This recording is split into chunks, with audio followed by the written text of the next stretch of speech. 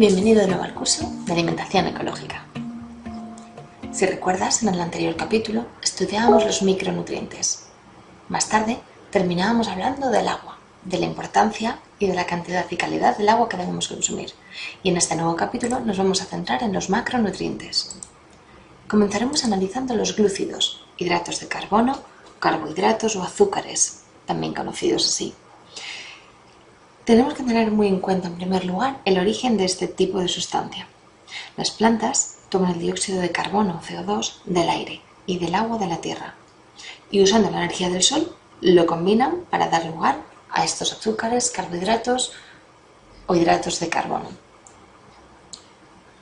Las funciones que tienen los glúcidos son básicamente dos: energéticas y estructurales. Cuando decimos energética, nos referimos a que constituyen la principal fuente de energía para nuestras células, es decir, es esencial para la vida de nuestro organismo. Y en segundo lugar, una función estructural, formando parte del tejido conjuntivo. Este tejido se llama así a los tejidos como la piel, los músculos, los huesos y demás. Respecto a la fibra alimentaria, ¿qué es la fibra alimentaria? La fibra alimentaria es un material complejo. La mayor parte son glúcidos y es resistente a la digestión de las enzimas del intestino delgado, es decir, que no lo podemos digerir ni absorber. Es clave esta puntualización que realizábamos respecto a que no se puede digerir ni absorber debido a que ahí reside la mayor parte de sus beneficios. La fibra asimismo se divide en dos, se divide en insoluble y soluble. La fibra insoluble tiene efectos en el organismo, como son: en el intestino delgado ejerce un efecto laxante y en el intestino grueso previene de enfermedades. Este tipo de fibra insoluble la podemos adquirir de las legumbres, los cereales integrales, las semillas y las verduras. Por otra parte tenemos la fibra soluble. La fibra soluble tiene también algunos efectos. Los principales son que en el estómago se hincha y de esta forma produce sensación de saciedad. Y en el intestino delgado regula el tránsito intestinal y aumenta la eliminación del colesterol. La fibra soluble la podemos adquirir de las legumbres, la avena, algunas frutas, algas y frutos secos. La fibra es mejor tomarla de forma natural, es decir, de los alimentos. Lo hacemos como puntualización. Siempre se puede consumir y todos somos conscientes de conseguir complejos de fibra. Sin embargo, nosotros recomendamos la fibra de forma natural, ya que es la fibra cuyos beneficios vamos a adquirir y nos vamos a poder beneficiar de una forma más grande. Y por último, ¿qué es el índice glucémico? Es esencial que todos tengamos en mente por lo menos una noción básica de qué es el índice glucémico. El índice glucémico de los alimentos es la capacidad relativa de un alimento de incrementar el nivel de glucosa en la sangre. Repito, el índice glucémico de los alimentos es la capacidad relativa de un alimento de incrementar el nivel de glucosa en la sangre. Mantener los niveles de glucosa es primordial para nuestro equilibrio y para poder tener una salud sana, equilibrada y saludable en el largo plazo. Consejo: cuanto más procesado está un alimento, mayor es el índice glucémico. Por lo tanto, desequilibra con una facilidad mayor los niveles de glucosa en nuestra sangre. ¿De acuerdo? Entonces tenemos que huir de todo tipo de alimento procesado, debido a que, como comento, va a incrementar nuestro índice glucémico. Incrementando el índice, mayor va a ser la descarga de insulina y es más fácil llegar a una hipoglucemia reaccional y otro tipo de consecuencias negativas para nuestro organismo. Por lo tanto, insisto en la necesidad de comer alimentos frescos, naturales y orgánicos. E intentar huir de aquellos alimentos desvitalizados, carentes de vida, refinados y, bueno, por eso, como comentábamos anteriormente, todo el tema de los azúcares, las harinas blancas, la sal refinada y este tipo de alimentos que hemos ido y vamos a ir comentando a lo largo de todo el curso. Hasta aquí el análisis de los glúcidos. Nos vemos en el siguiente capítulo.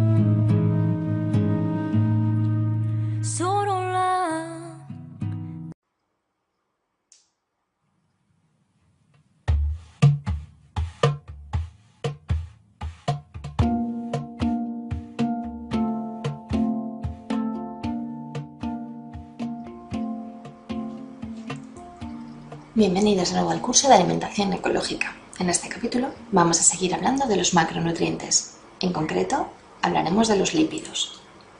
¿Qué son los lípidos o grasas? Bueno, los lípidos son un conjunto de sustancias que tienen dos características en común. La primera de ellas, no disolverse en agua. Y la segunda, poseen un elevado valor energético.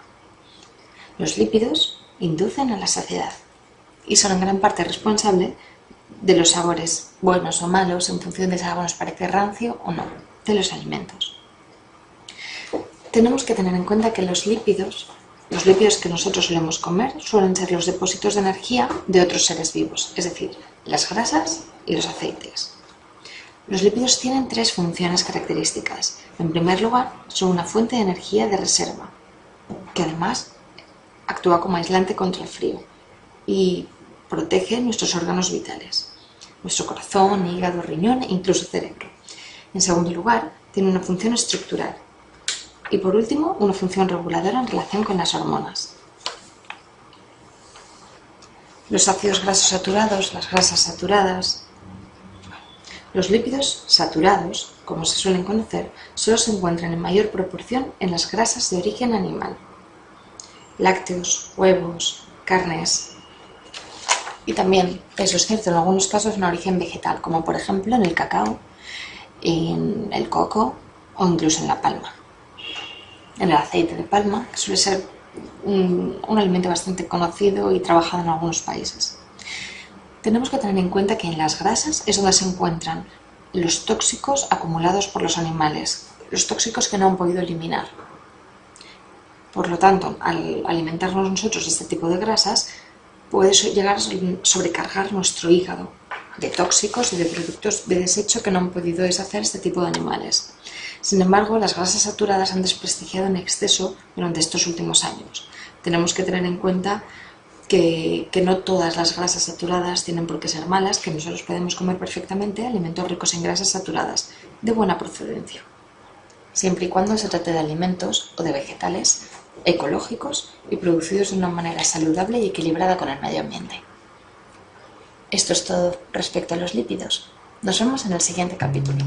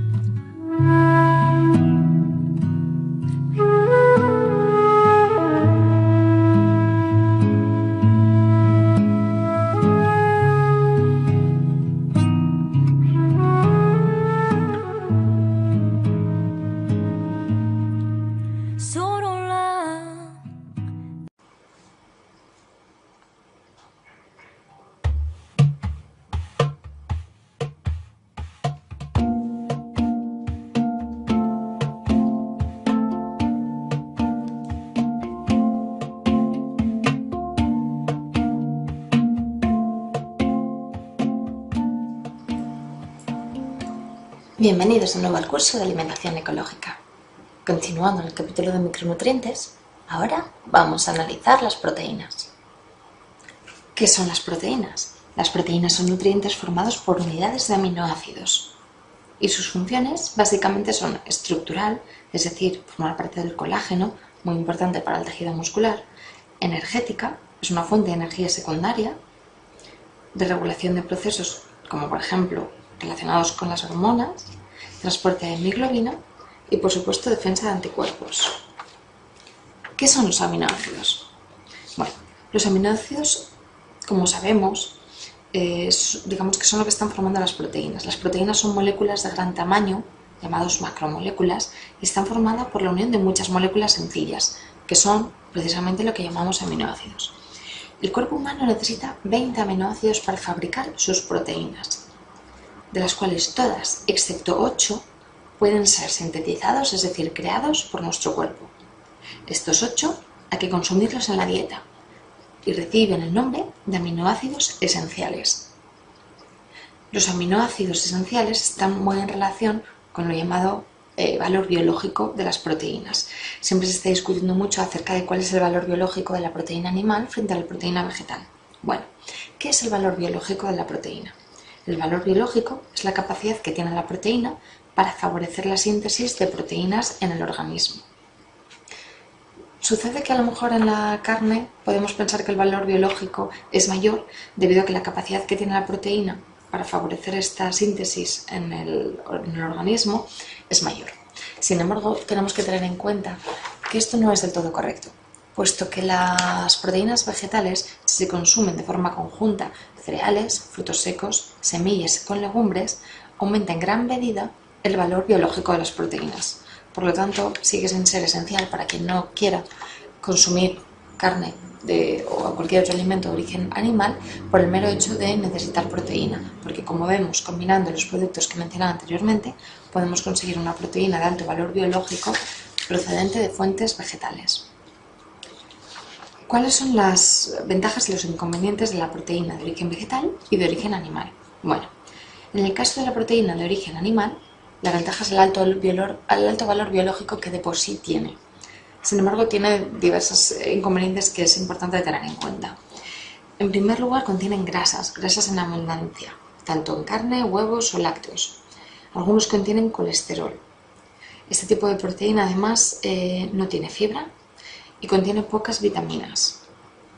Además de, por supuesto, en el caso de la ganadería no ecológica, recordemos que la carne contiene hormonas y antibióticos.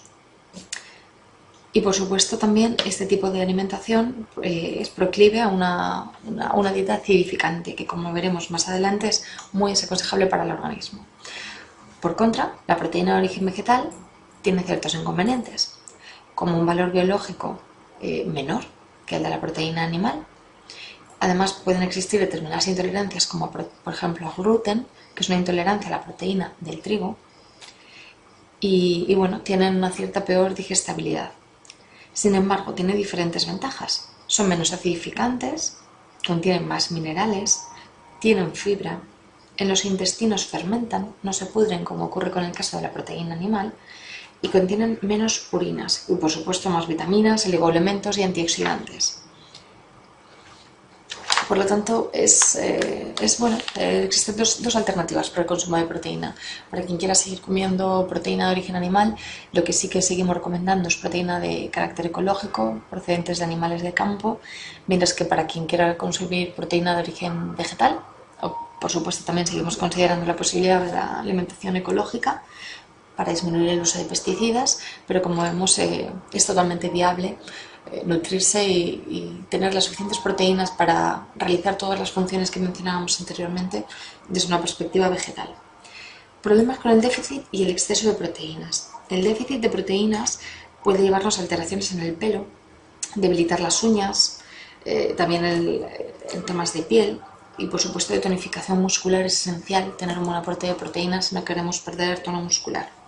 Sin embargo, un exceso de proteínas también es negativo, debido a la acidificación en sangre que comentábamos anteriormente. También se produce una pérdida de calcio y de otros minerales del hueso. Además, que una sobrecarga de proteína puede llevar a una sobrecarga hepática. Como analizábamos anteriormente de palabra, ahora lo podemos ver de una forma más visual, el tema de las proteínas animales, como relatábamos el tema de las ventajas y de los inconvenientes, y por supuesto el tema de las proteínas vegetales. Insistimos en que ambas fuentes de proteína tienen sus ventajas y sus inconvenientes. Cada uno tiene que valorar y tiene que decidir por sí solo qué tipo de fuentes de proteínas quiere dentro de su alimentación. Y hasta aquí, eso es todo con el tema de macronutrientes. Espero que os haya servido de utilidad. Todo lo que hemos comentado de glúcidos, lípidos y proteínas ha sido una parte bastante teórica, pero creo que era interesante que lo analizáramos un poquito más en profundidad, ya que a veces podemos hablar de este tipo de conceptos o leer cosas y no sabemos muy bien a lo que se está haciendo referencia. Bueno, hasta aquí es todo y nos vemos en el siguiente capítulo.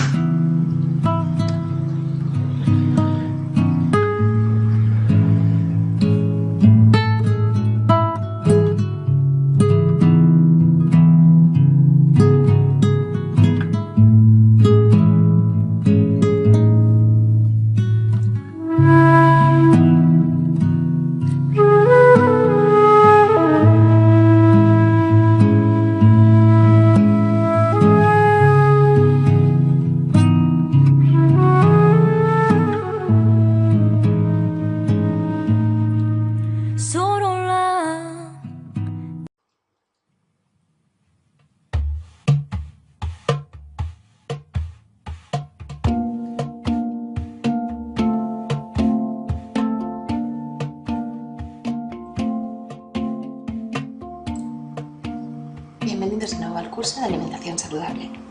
En este capítulo vamos a tratar los grupos de alimentos y sus propiedades. Hablaremos de los cereales, las semillas de los frutos secos, la carne y el pescado, los huevos, la legumbre. También hablaremos de los lácteos, por supuesto, de frutas y verduras y por último de algas y endulzantes. Comencemos por los cereales. Los cereales deben constituir al menos el 50% de nuestra alimentación diaria. Es realmente esencial consumir este tipo de alimento en nuestro día a día para llevar una alimentación saludable. Además, es necesario que se coma en su forma integral, es decir, con la cascarilla. ¿Por qué? Bueno, porque al descascarillar los cereales pierden la fibra y con él la mayor parte de las vitaminas y de los minerales necesarios. Por lo tanto, si queremos aprovechar toda la energía vital del grano, es necesario comerlo en su forma integral. Por otra parte, recomendamos siempre que se trate de cereal ecológico, porque de lo contrario, en la propia cáscara del cereal se van a acumular los pesticidas y los demás tóxicos que se han empleado para su producción industrial. Por lo tanto, es muy recomendable que sea ecológico e integral, aun en caso de que, por ejemplo, alguien quiera seguir consumiendo un cereal no ecológico, un cereal que se puede conseguir en cualquier supermercado. Casi nos deberíamos a decir que es mejor que no sea integral para que en el descascarille, digamos, de ese grano se haya por lo menos quitado todos los tóxicos que de otra manera iba a consumir. Existen una gran variedad de tipos de cereales. Tenemos el trigo, el mijo, el maíz. Vamos a analizarlos uno a uno para ver qué beneficio nos puede traer a nuestra salud. En primer lugar tenemos el trigo, el cereal más cultivado en el mundo y más desarrollado en Europa. No resulta demasiado digestivo y sin embargo es como digo, un cereal realmente extendido. Con este tipo de cereal es cuando hoy en día se están elaborando la bollería, la gran parte de la pastelería, la pasta y también el pan. Pero no es el único tipo de cereal que existe, como sabemos. Por ejemplo, la cebada es otra gran alternativa al trigo, no contiene gluten y además sus proteínas son de mayor valor biológico. Cabe destacar que la cebada es altamente depurativa, por lo tanto conviene que cada uno investigue un poquito y consiga incorporar este cereal a su alimentación. Por otra parte tenemos el arroz, el cereal más desarrollado en Asia, el más equilibrado y por supuesto de mejor asimilación. El arroz destaca sobre todo por su alto valor energético, es un alimento muy recomendable para aquellas personas que necesiten energía en su día a día. También tenemos el mijo es más recomendable tomarlo en épocas frías debido a que genera bastante calor. Es un alimento alcalinizante que, como veremos más adelante, es muy recomendable. Y además nos sirve para conservar mejor el pelo, las uñas, la piel. Por lo tanto, si tienes cualquier deficiencia o consideras que tienes las uñas debilitadas o el pelo, este es un alimento que te podría ayudar con ello. La avena, la famosa avena, tiene un elevado contenido energético, por lo tanto es muy recomendable consumirlo sobre todo para desayunar. Es muy nutritiva y muy rica en proteínas, también en grasas. Debido a ello, incluso en algunos países como Escocia es muy famoso el porridge de cereal de avena para desayunar, para tener una gran cantidad de energía desde el punto de la mañana. El maíz, por contra, mucho más extendido en el continente americano, es un cereal más fresco. Es un cereal ideal para tomarlo en verano, sobre todo en forma de sémola, es decir, por ejemplo en polenta, o también en copos, incluso en mazorca. Tiene un efecto suavizante del intestino, es un alimento muy interesante para consumir. Y el centeno, por último, contiene menos cantidad de gluten que el trigo, sin embargo sigue sin ser el alimento más recomendable para mucha cantidad de gente que tiene intolerancias o alergias a este tipo de gluten, e incluso quien no puede comerlo. Sin embargo, cabe decir que el centeno va muy bien sobre todo para las alteraciones circulatorias y es una alternativa muy buena para quien hoy en día no quiere seguir comiendo trigo. Es bastante extendido, por lo tanto no es muy difícil conseguir productos como el pan, por ejemplo, que estén hechos de este cereal. Y hasta aquí es todo en el análisis de los cereales. Espero que os haya servido de gran ayuda y nos vemos en el siguiente capítulo.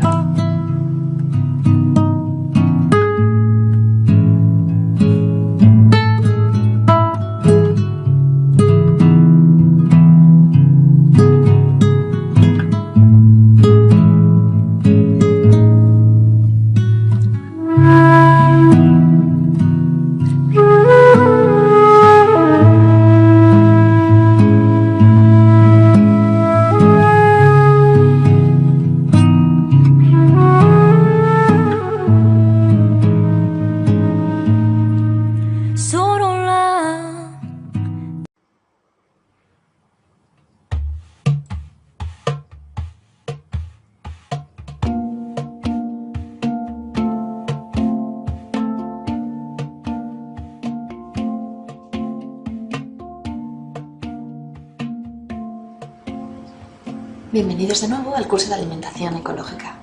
En este capítulo seguiremos analizando los grupos de alimentos, en concreto las semillas y los frutos secos. En primer lugar, hay que decir que las semillas y los frutos secos contienen entre un 15 y un 25% de proteínas. Además, contienen minerales, oligoelementos como el magnesio, el calcio y el hierro, y además algunas vitaminas liposolubles. También contienen entre un 40 y un 50% de grasa y un 10 o un 20% de hidratos de carbono.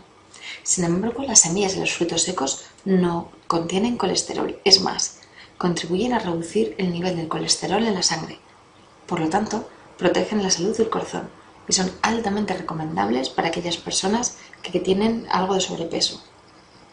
Esto es así porque, lejos de provocar obesidad, lo que hacen las semillas y los frutos secos es reducir en la persona que los consume reducir la cantidad de otro tipo de grasas de la que habitualmente se alimenta. Analicemos diferentes tipos de semillas. Hay una amplia variedad, nosotros hemos resaltado las principales. Las principales pueden ser el sésamo, las semillas de calabaza, las de lino y girasol, y también las de chía, comentaremos un poquito más adelante. En el caso del sésamo, tenemos que tener muy en cuenta que el sésamo contiene omega 6 y que por tanto nos ayuda altamente en nuestro rendimiento intelectual a través de la lecitina que también contiene. Por otra parte, las semillas de calabaza contienen omega 6 y aunque en menor cantidad también contienen omega 3 y por supuesto el zinc, por lo cual son bastante famosas este tipo de semillas. También destacan las semillas de lino. Con su alto contenido en fibra actúan como laxantes, por lo tanto ayudan a disminuir el colesterol. Lo más recomendable es tomar un par de cucharadas soperas al día mezcladas con la comida que vamos a comer, o si no también un buen truco es una cucharada sopera remojada durante toda la noche, de forma que al día siguiente consumas tanto el agua como la semilla remojada. Las semillas de lino contienen minerales como potasio, fósforo, magnesio. En definitiva, es muy recomendable incluir este tipo de semillas en nuestra alimentación. Y por último, las semillas de girasol. También son ricas en ácidos grasos y en vitamina 6. Y realmente pues también tienen muchos minerales, los cuales son muy recomendables. Y además, bueno, es destacable que este tipo de semillas es muchísimo mejor tomarlas naturales, es decir, sin sal. Sin sal y si puede ser incluso sin tostar, de forma que si queremos tostarlas lo hagamos ya nosotros mismos para tener un tueste, digamos, homogéneo. Las semillas de chía, aunque no están aquí incluidas, también destacan debido a que tienen 5 veces más calcio que la leche, 3 veces más de antioxidantes que, por ejemplo, los arándanos, también tienen un alto contenido en hierro. Incluso puede llegar a triplicar el contenido que tienen, por ejemplo, las espinacas. Y por supuesto también es una fuente de fibra, tiene incluso 2 veces más que la avena de fibra. Por lo tanto, es una de las semillas que yo sin duda alguna incorporaría en mi día a día. Al igual que el lino, la semilla, con más motivo incluso, es recomendable humedecerla un mínimo de media hora antes de consumirla. Entre media hora y 2 o 3 horas. La puedes dejar incluso toda la noche anterior a desayuno, si lo prefieres, no pasa nada, de forma que bueno, puedas beneficiarte el día siguiente o a las horas de haberlas puesto en remojo de todas las propiedades y ser muy fácil de absorber todos estos nutrientes que tienen las semillas de chía en tu organismo, mucho más que si las consumieras como alimento seco. Y eso es todo por el capítulo de hoy, semillas y frutos secos. Nos vemos en el próximo capítulo.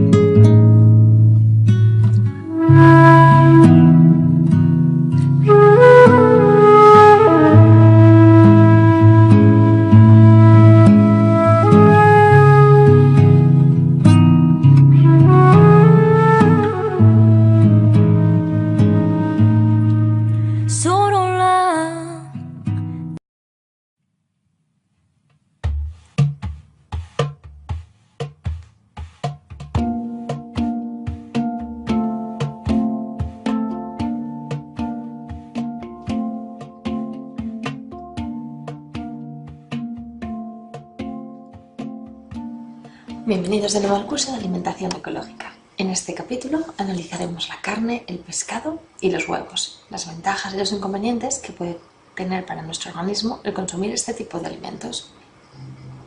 En primer lugar, no vamos a hacer demasiada alusión a la carne debido a que nos parece que es un medio transformador de la energía alimenticia que consume. Nos explicamos. Para obtener 1 kilo de carne animal hay que utilizar entre 2 y 10 kilos de proteínas vegetales. Como decía Pedro Ródenas, las dietas con grandes cantidades de carne que se consumen en las ciudades exigen importantes extensiones dedicadas a pastos, tierras que darían de comer a 8 o a 10 veces más personas si se empleasen en la agricultura. Es decir, la incorporación de carne a nuestra alimentación es un tema absolutamente personal, va más allá de un tema nutricional, también digamos que atiñe a valores morales de cada persona y a la conciencia individual de cómo cada uno considera que debería alimentarse.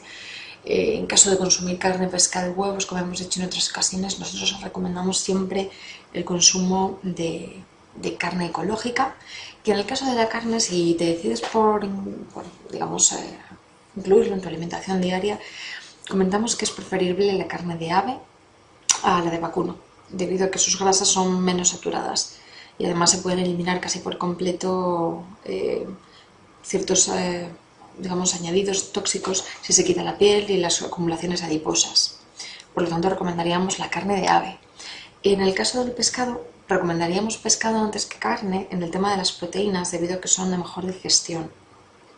Son proteínas de más alta calidad del pescado que de la carne. Contiene grasas, pero estas grasas a su vez son de mejor calidad que las de la carne, y además tiene el añadido de que contienen omega 3. Sin embargo, con el pescado tenemos un problema. Existe el problema de que si consumes pescado de mar abierto, tenemos que tener en cuenta de que está contaminado. El mercurio es uno de los alimentos tóxicos a nivel mundial más extendido y se encuentra precisamente en el mar. Como los tóxicos se acumulan en la grasa, recomendamos consumir con preferencia los pescados blancos de mar adentro, a pescados azules y de un tamaño mayor que a lo mejor han estado expuestos, han estado expuestos a unas cantidades de mercurio más elevadas.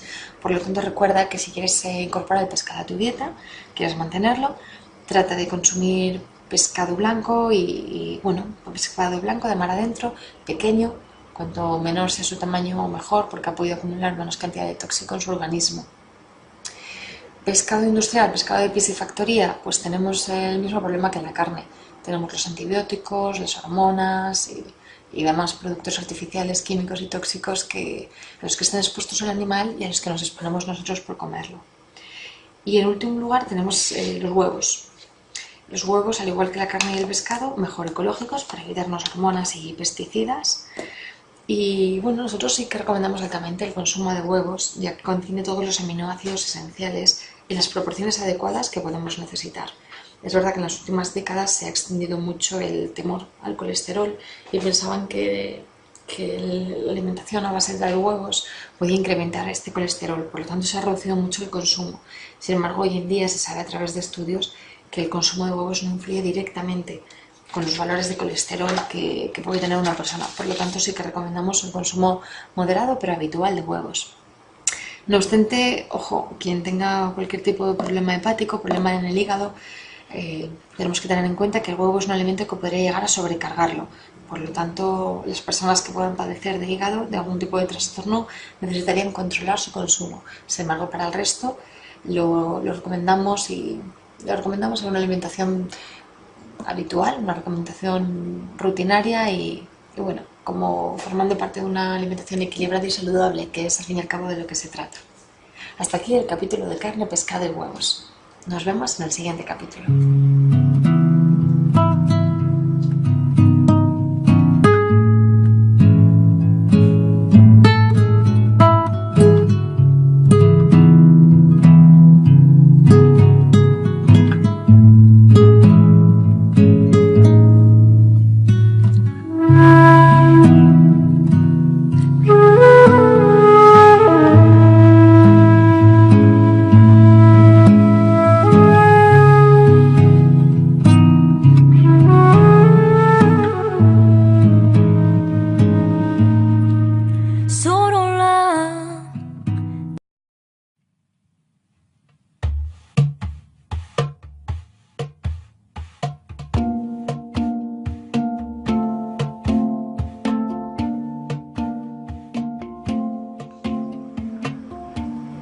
Bienvenidos de nuevo al curso de alimentación ecológica. En este capítulo seguimos con los grupos de alimentos. Vamos a estudiar más detalladamente las legumbres. En primer lugar, tenemos que dejar claro que las legumbres son incomestibles en su estado natural. Incomestibles, ¿debido a qué? Bueno, a dos motivos. En primer lugar, a las sustancias tóxicas que contienen y en segundo lugar, al alto grado de indigestión. Por lo tanto, las legumbres hay que cocinarlas siempre, ya sea remojo, cocción, germinación, fermentación o quizás un proceso industrial. En segundo lugar, tenemos que tener muy claro las propiedades comunes que tienen todas las legumbres, que son, en primer lugar, la fibra y, en segundo lugar, el alto grado de proteínas que contienen. Además, las leguminosas contienen un alto grado de vitamina, sobre todo el grupo B, y además son muy adecuadas para reducir el colesterol y muy recomendables para diabéticos, por cierto, por su bajo índice glucémico. La soja y sus derivados. En primer lugar, cabe destacar que la soja es un alimento originario del continente asiático, no europeo ni americano, por lo tanto no se da de forma natural en nuestra tierra. Curiosamente, en los últimos años sí que es cierto que se ha introducido este tipo de alimentos en nuestro día a día y es muy fácil de encontrar en tiendas, tanto especializadas como últimamente cada vez más en supermercados. Sin embargo, recordando una de las principales cosas que comentamos al comienzo de este curso, siguiendo desde una perspectiva de alimentación ecológica y saludable, deberíamos consumir siempre alimentos de la zona.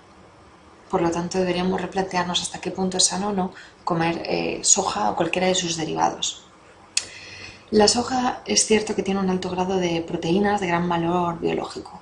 Su contenido en proteínas, de hecho, es 2 veces la de la carne de vaca y 4 de los huevos. Por lo tanto, podemos hacernos una idea de la cantidad de proteínas que tiene la soja. Sin embargo, también tiene los famosos antinutrientes. Debido a la naturaleza proteica de la soja, tiene un componente que interfiere en la absorción intestinal del hierro.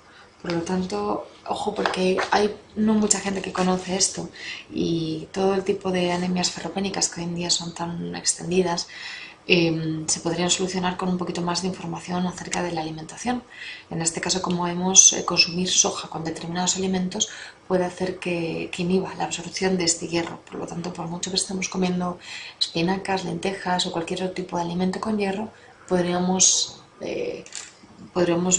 caer en una anemia ferropénica debido a ello. Nos vamos a centrar ahora más en el miso, en el tofu y en el tempeh. El miso, como bien sabemos, es originario de Japón, donde existe una gran tradición en este tipo de alimentación. El miso se suele presentar en una forma de pasta, o bien en combinación con arroz blanco, también es bastante común. Sus principales propiedades son la de la mejora de la digestión, alcalinización de la sangre. Además, el miso previene el cáncer y favorece la circulación. También ayuda en temas de cansancio, elimina mucho el cansancio. El tofu, por otra parte, se obtiene a partir de los granos de soja que previamente han sido remojados y triturados con agua. Luego se filtran y de esta forma conseguimos la leche de soja, es decir, el tofu no está fermentado. Al contrario que el tempeh. El tempeh, originario de Indonesia, es un producto que sí se obtiene de la fermentación y tiene una capacidad digestiva de mejora de la digestión muy elevada a la del tofu y, por cierto, un mayor valor nutritivo. Por lo tanto, en caso de que queramos consumir uno de estos productos, yo me decantaría bastante por la incorporación del miso y del tempeh en nuestra alimentación, pero como insisto, es un tema bastante individual y tiene que hacernos replantearnos si realmente queremos consumir alimentos no locales o si realmente queremos ser fieles a este tipo de alimentación local, basándonos solamente en los alimentos producidos en nuestro entorno, con lo cual este tipo de productos como la soja y sus derivados pasarían a un segundo plano y nos centraríamos en las legumbres que podemos encontrar en nuestro entorno, como los garbanzos, las lentejas, judías y demás. Hasta aquí el capítulo 4 de legumbres. Espero que os haya gustado y nos vemos en el siguiente capítulo.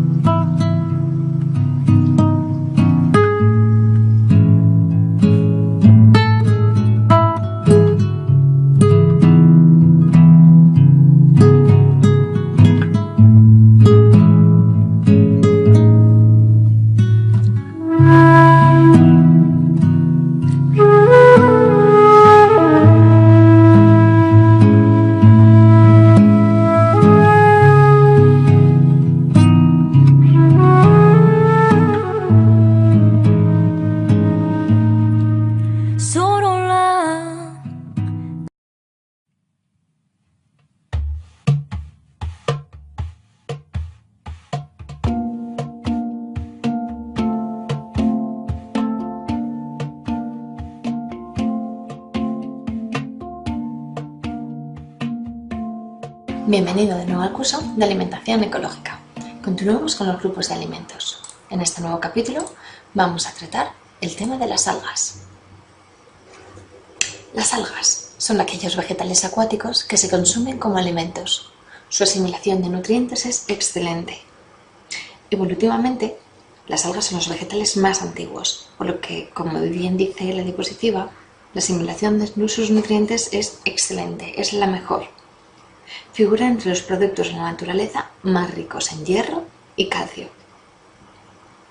Existen dos tipos de algas. Básicamente, en grandes rasgos, existen las algas marinas, como la lechuga de mar, la nori verde, el wakame, el kombu, algas rojas incluso dentro de este grupo, como la nori, el musgo de Irlanda. Y también existen las algas de agua dulce, como la espirulina, que es la más conocida, la clorela, y algunas otras que analizaremos un poquito más en detalle. Respecto a las aguas de agua dulce, cabe decir que son un muy buen complemento de aminoácidos, de minerales y de vitaminas. Además, tienen un alto contenido en proteínas, alrededor del 60% es proteína, y por supuesto también contiene mucha clorofila y hierro, con lo cual podéis aseguraros una cantidad de complementos de todo este tipo de nutrientes a través de las algas de agua dulce. Es una forma de asegurar nutrientes muy sencilla y muy sabrosa, y una vez que comienzas a cocinar con ellas y comienzas a familiarizarte, verás lo sencillo que es.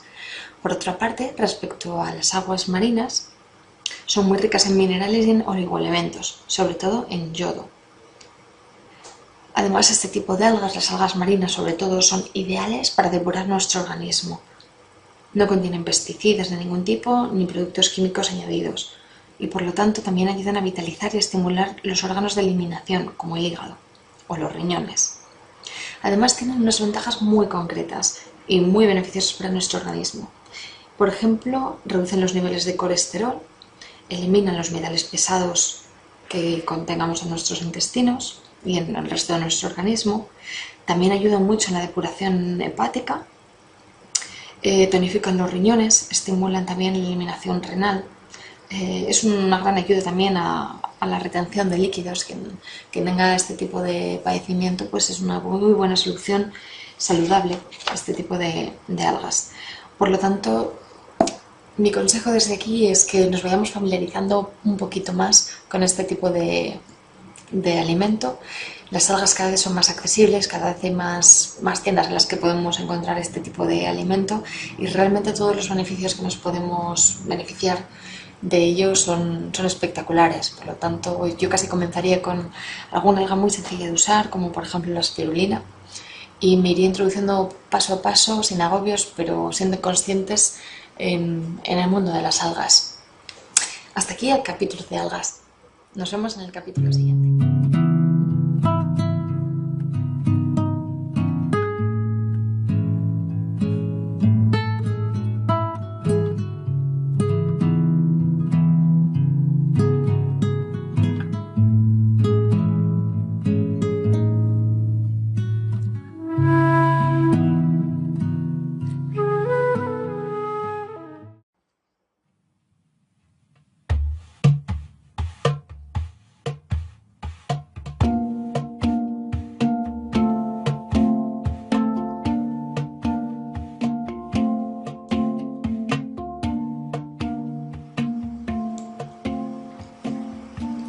Bienvenido de nuevo al curso de alimentación ecológica. Continuemos con los grupos de alimentos. En esta ocasión nos toca hablar de las verduras y las frutas.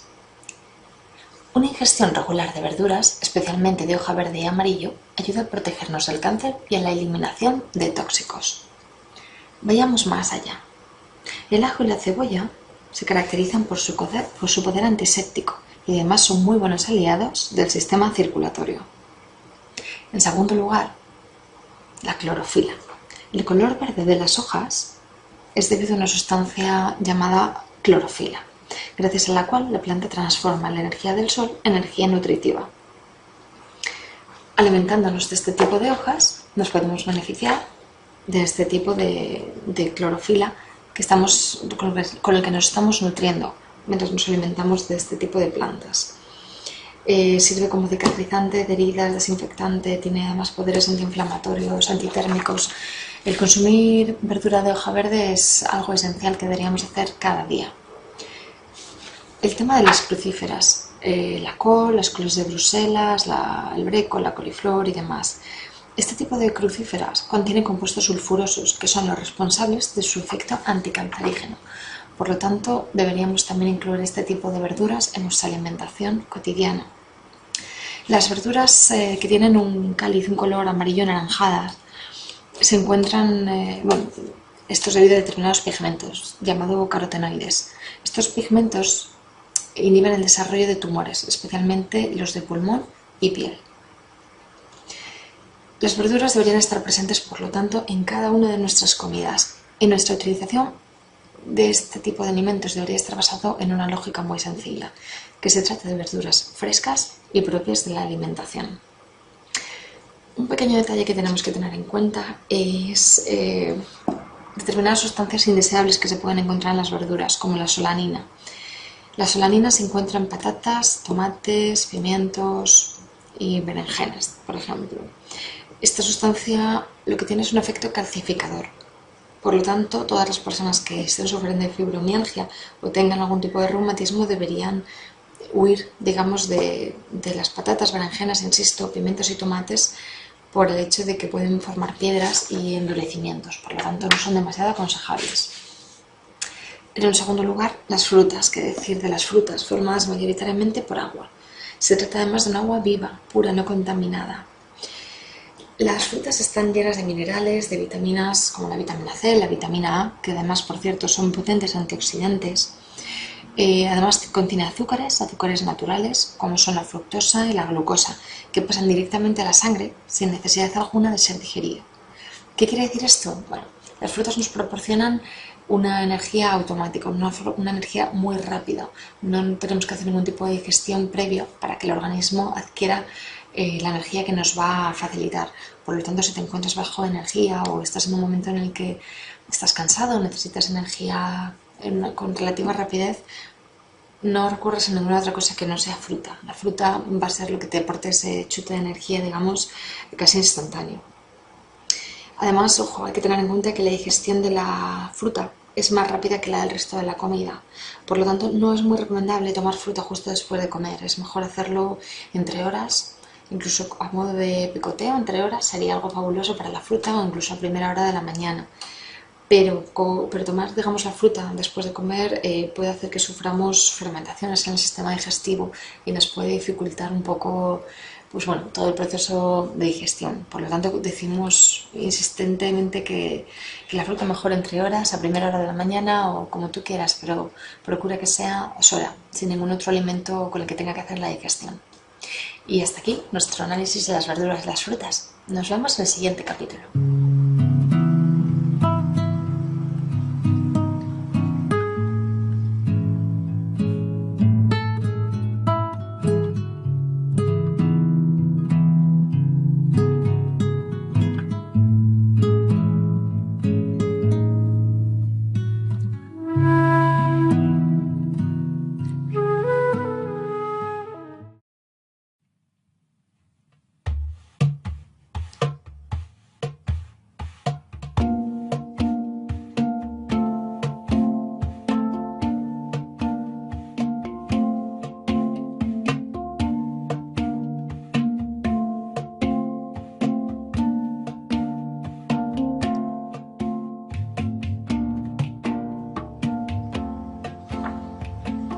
Bienvenidos de nuevo al curso de alimentación ecológica. Continuamos con los grupos de alimentos. En esta ocasión analizaremos los lácteos. ¿Qué es la leche? ¿Son los lácteos una buena fuente de calcio? Alternativas vegetales. Bueno, la leche es una secreción que se produce por una glándula interna en las hembras de los mamíferos. Esto sucede únicamente después del parto. La leche de cada especie tiene sus características propias. Por lo tanto, a priori no parece muy razonable que especies diferentes estén bebiendo de la misma leche. En el caso de los humanos, somos los únicos seres vivos que más allá de una determinada edad seguimos consumiendo leche. Leche materna, además de una especie que no nos pertenece, que no es la nuestra. Por no hablar de que para que nosotros podamos seguir tomando leche en nuestro día a día, lo que tenemos que hacer es criar de forma sistemática ovejas, cabras, vacas y mantenerlas en un proceso constante, una situación de lactancia, para que estén produciendo sus glándulas mamarias constantemente leche. Y por supuesto separar a las crías de ellas, de las madres, para nosotros poder quedarnos esa leche. Por lo tanto, deberíamos replantearnos hasta qué punto realmente parece ya no lógico ni razonable, sino incluso humano, el hecho de estar realizando estas prácticas de manera industrial, de manera masiva, como lo estamos haciendo hoy en día. Respecto a si los lácteos son una buena fuente de calcio, bueno, cabe destacar que no lo es. No lo es debido al papel desmineralizante que tiene la leche de animal en el adulto. Se ha comprobado mediante estudios como por ejemplo en la sociedad china, una sociedad que tradicionalmente no estaba acostumbrada al consumo de este tipo de alimento, la incorporación de la leche en sus hábitos diarios ha llevado a un aumento muy considerable de la osteoporosis. Esto no es de extrañar, teniendo en cuenta que la osteoporosis es una enfermedad únicamente de los países occidentalizados en gran manera. Y bueno, somos precisamente nosotros, los países occidentalizados, los que somos fuertes consumidores de productos lácteos, los que supuestamente previenen este tipo de enfermedades como la osteoporosis. Es por ello que aparecen unos años atrás las alternativas vegetales. Existen hoy en día muchísimos tipos de leche vegetal que pueden sustituir la leche de vaca. Digo sustituir desde una perspectiva psicológica, porque hoy en día está demostrado cómo nosotros los humanos podemos alimentarnos perfectamente prescindiendo de los lácteos, sin que ello implique tener carencias nutricionales de ningún tipo. Como hemos visto anteriormente, existen otras fuentes de calcio, otras fuentes vegetales de calcio, como por ejemplo determinadas legumbres, que pueden sustituir perfectamente los lácteos. Pero bueno, sí que es cierto que en determinados momentos del día hay personas acostumbradas a tomar leche, y las alternativas vegetales como la bebida de arroz, de avena o de sésamo, que analizaremos más en detalle en capítulos siguientes, pueden constituir una buena fuente de sustitución. Por lo tanto, bueno, hemos hecho un breve análisis de los lácteos. Nosotros consideramos que el consumo de lácteos debería reducirse de manera drástica en nuestra sociedad y, por supuesto, insistimos en el consumo de lácteos ecológicos para prescindir así de todo tipo de antibióticos o de hormonas a las que hayan estado expuestas esas vacas o esas cabras. Y bueno, me parece que ha quedado bastante claro las alternativas vegetales que tenemos y los beneficios de los cuales nos podemos aprovechar. Hasta aquí el tema de lácteos. Nos vemos en el capítulo siguiente.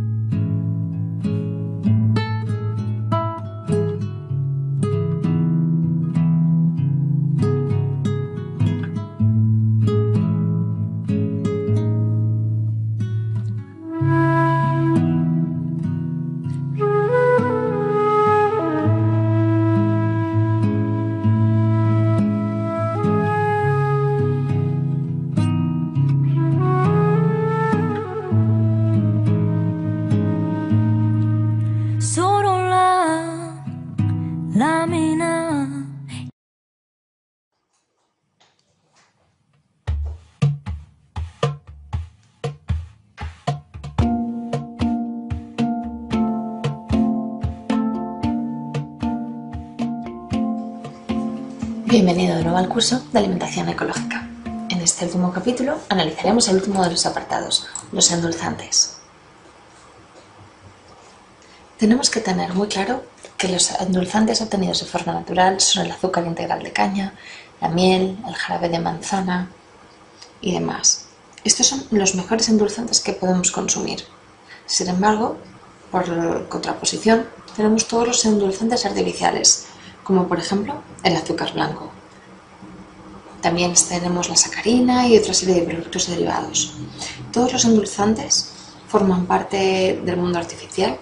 Todos estos elevan la glucosa con rapidez, por lo tanto es un punto a tener muy en cuenta para los diabéticos y para todas aquellas personas que padecen hipoglucemia reaccionales. Respecto a los inconvenientes de consumir azúcar blanco, bueno, el principal de todos ellos es que disminuye nuestras defensas. Hay multitud de estudios que han demostrado que la capacidad de los glóbulos blancos de deshacerse de bacterias disminuye cuando se toma azúcar blanco. Asimismo, acidifica el organismo. En tercer lugar, aumenta los depósitos de grasa. En cuarto lugar, el azúcar blanco produce deficiencias de vitaminas y minerales. Tenemos que tener muy claro hasta qué punto este tipo de alimentos puede desmineralizar el organismo. El organismo llega a un punto que se las obtiene para ingeniar cómo extraer los nutrientes de este tipo de refinados y de otros alimentos que también son refinados. Y como no sabe muy bien cómo hacerlo, acaba sacándolo de cualquier tipo de tejidos, creando un déficit de vitaminas, especialmente del grupo B. Y por último, también produce hipoglucemias reaccionales, como decíamos anteriormente. Contrariamente a los azúcares naturales, como por ejemplo la miel o el azúcar integral de caña, el azúcar refinado es absorbido rápidamente por el intestino delgado, lo cual provoca una brusca hiperglucemia. Es por ello que es totalmente desaconsejable tomar endulzantes artificiales. En la naturaleza existen suficientes alimentos como para poder condimentar y por ende endulzar nuestra cocina sin necesidad de recurrir a ellos. Por lo tanto, te recomiendo que a partir de ahora prescindas de este tipo de alimentos. Y con esto hemos terminado de analizar los grupos de alimentos y sus propiedades. Espero que este capítulo, este bloque, os haya servido de gran utilidad y hayáis conocido determinadas características tanto de los cereales, las semillas, las verduras, las algas, que os hayan podido aportar información nueva y ampliar un poquito este mundo tan grande que es la alimentación. Muchas gracias y nos vemos en el siguiente capítulo.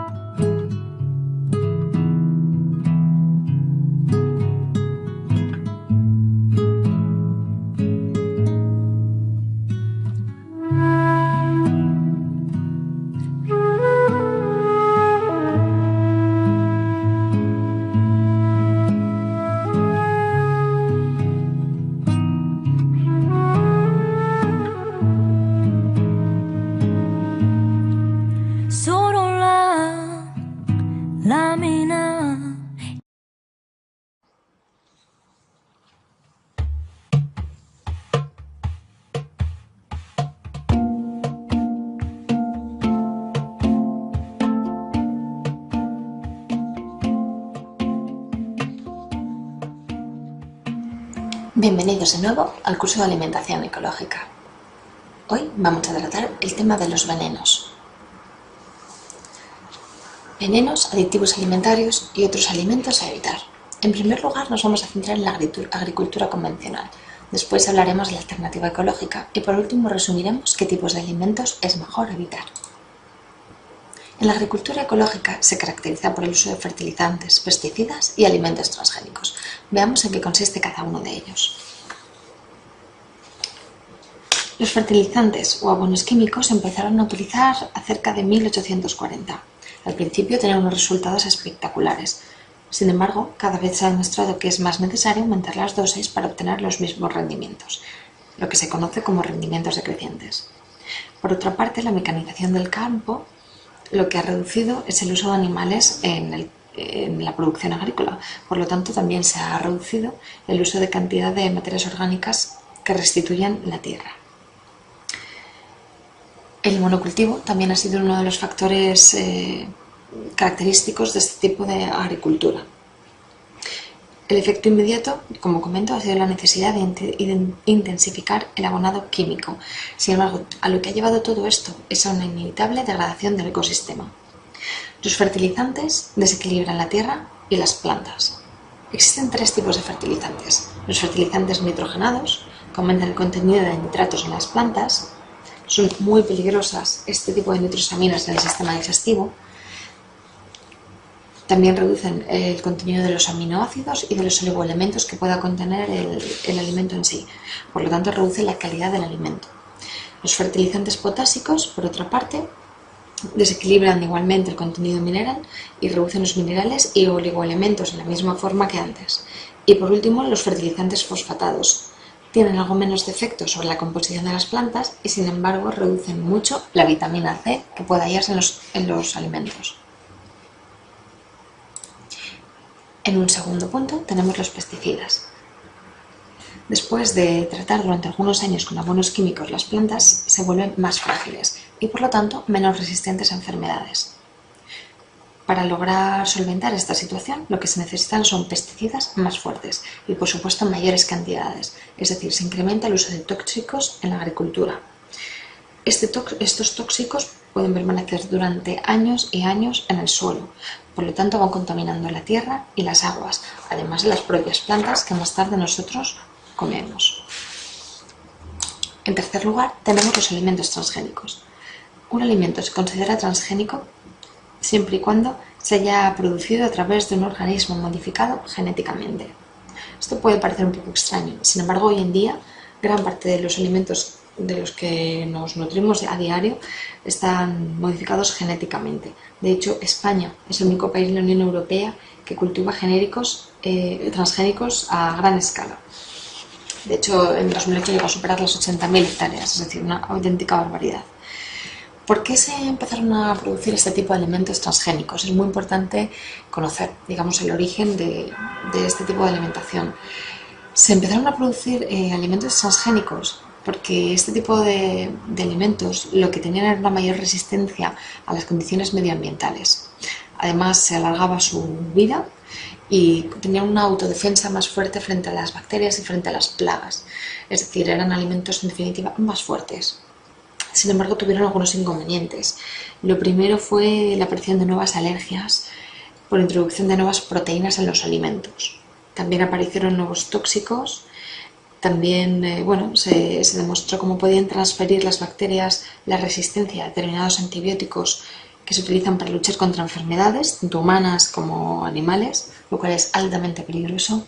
Y por último, una disminución en la capacidad de fertilidad. La fertilidad de las personas que al fin y al cabo nos estamos alimentando de este tipo de productos. Por lo tanto, podemos ver hasta qué punto un alimento puede influir en nuestra salud. Aparte de, por supuesto, todos los efectos medioambientales que tienen y en los ecosistemas, los cuales, como os podéis imaginar, son también muy, muy considerables.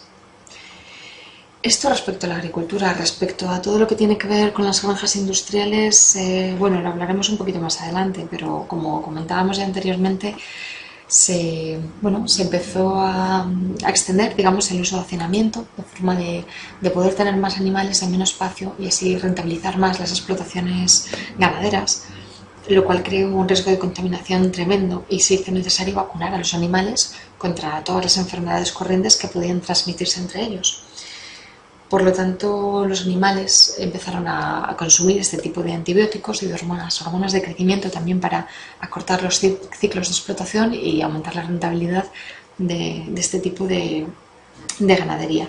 Por lo tanto, es muy común encontrar carne de mala calidad respecto a que tiene unos altos contenidos de hormonas, anabolizantes, pesticidas, tranquilizantes, antibióticos, en fin. Es un alarde a la salud, como podéis ver, ese tipo de alimentación. En el siguiente capítulo analizaremos las ventajas que tiene la alternativa ecológica y en contraposición analizaremos algunas de las posibles ventajas que hemos podido detectar de este tipo de industria tradicional.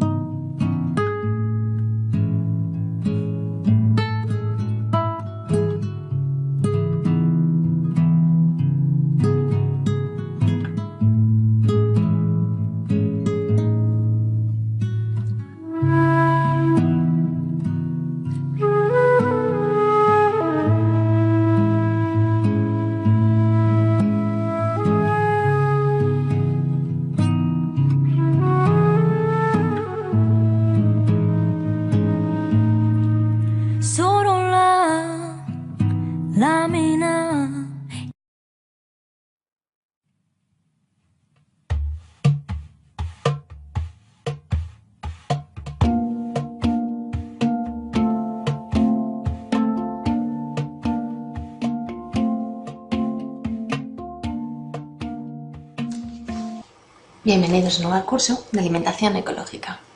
En el capítulo anterior habíamos analizado la agricultura convencional, En este capítulo haremos una comparativa entre la agricultura y ganadería industriales y la agricultura y ganadería ecológica. Como hemos comentado anteriormente, la agricultura y ganadería industrial se basa en la ganadería en hacinar animales para tratar de reducir los ciclos de explotación y la agricultura ecológica en intensificar los medios agrarios para sacar la mayor rentabilidad al suelo. Sin embargo, esto tiene grandes desventajas para el ser humano, como hemos visto, derivados por los pesticidas, los fertilizantes y los elementos transgénicos. En contraposición, encontramos la agricultura y ganadería ecológica.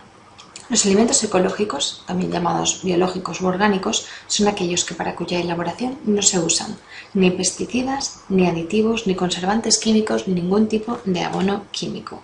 Es decir, los alimentos biológicos para el ganado que se dan están libres de tóxicos, la tierra solamente se abona con abonos orgánicos naturales y para la conservación y el proceso de los alimentos solamente se emplean procedimientos naturales, como por ejemplo el secado, el vacío o las fermentaciones.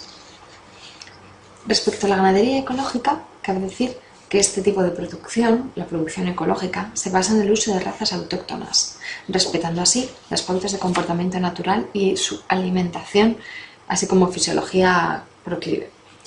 Por otra parte, también tenemos que tener en cuenta en temas de agricultura que se emplean los ciclos naturales. No se trata de forzar, solamente se producen alimentos estacionales en función de cada estación del año.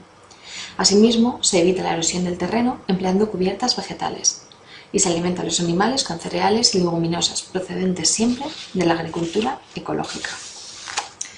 En contraposición, mientras que la agricultura convencional se basa en los monocultivos, la ecológica se basa en la variedad.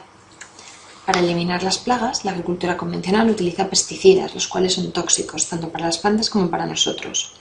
Mientras que en la agricultura ecológica, para prevenirlas, se diversifica el hábitat y se fomenta una fauna auxiliar.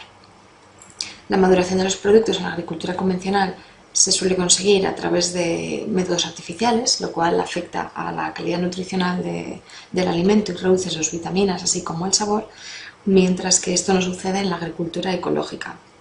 Alcanza su periodo de madurez en los lugares de origen, en este tipo de agricultura. Por otra parte, para fertilizar la tierra, la agricultura convencional utiliza abonos químicos, los cuales contaminan las aguas, aumentando así la cantidad de los nitratos y fosfatos de las plantas y empobreciendo el medio, mientras que en la agricultura ecológica se utilizan abonos orgánicos. También tenemos que tener en cuenta que los productos de agricultura convencional son un 25% más baratos que los de la agricultura ecológica. Ojo, un 25%, estamos hablando de una cantidad bastante elevada. Sin embargo, esta cantidad se está reduciendo y con el paso del tiempo y a medida que mayor parte de la gente acabe, pasándose a este tipo de agricultura, los costes reducirán.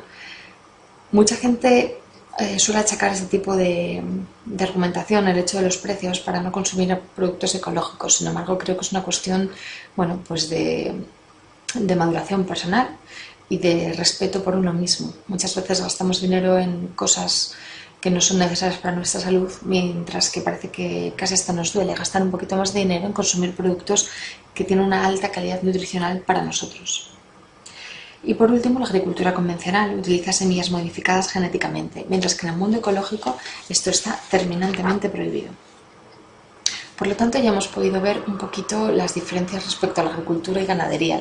La ganadería, cabe señalar que en la agricultura ecológica el trato que se le ofrece al animal es muchísimo más respetuoso, los piensos, como decíamos, son orgánicos y los animales están en un régimen de semilibertad, no están hacinados como sí que ocurre en la ganadería industrial. Por último, vamos a terminar dando algunos consejos sobre cómo consumir productos ecológicos y productos convencionales. Respecto a los productos convencionales, si te decantas por ellos o si en algún momento estás comiendo ese tipo de alimentos porque no puedes escoger otro, no tienes acceso a otro, trata de que siga estas pausas. Elige frutas y verduras de temporada. Nunca utilices la piel de los limones o de las naranjas para preparar cualquier tipo de plato. Pela, o si incluso si lava por lo menos, ¿vale? Pero procura pelar directamente la piel de la fruta y de la verdura. Y nunca utilices las hojas exteriores de las hortalizas, ya que han sido las que han estado más expuestas a los fertilizantes y pesticidas. Por contra, en los alimentos ecológicos Puedes comer sin ningún problema la piel de la fruta.